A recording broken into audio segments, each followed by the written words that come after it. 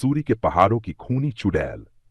मसूरी के ठंडे और खामोश पहाड़ों में एक चुड़ैल की कहानी सुनाई जाती है। कहते हैं उसका साया दिखते ही लोगों के दिल में एक अजीब सी ठंडक और डर उतर आता। चांदनी रातों में वह हवा में झूलती हुई नजर आती, एक पुराने टूटे हुए पीपल की शाख से लटकी हुई।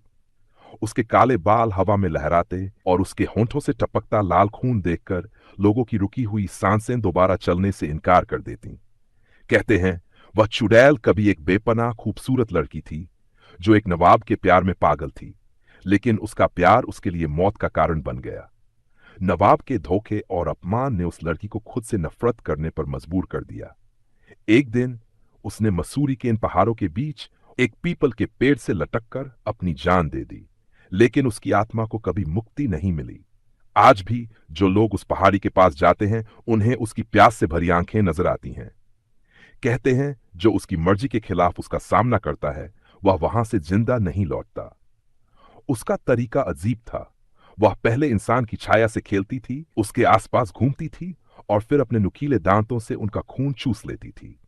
वहां बस सफेद पड़ी हुई उनकी लाश का ढांचा मिलता था। एक रात एक मुसाफिर जो मसूरी में नया था उस चुड़ैल की कहानी को मजाक समझकर उस जगह पहुंच गया।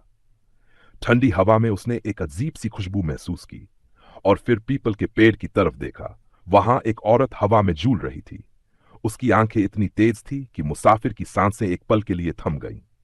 तुम यहां क्यों आए हो? एक भयानक गूंजती हुई आवाज में उसने पूछा।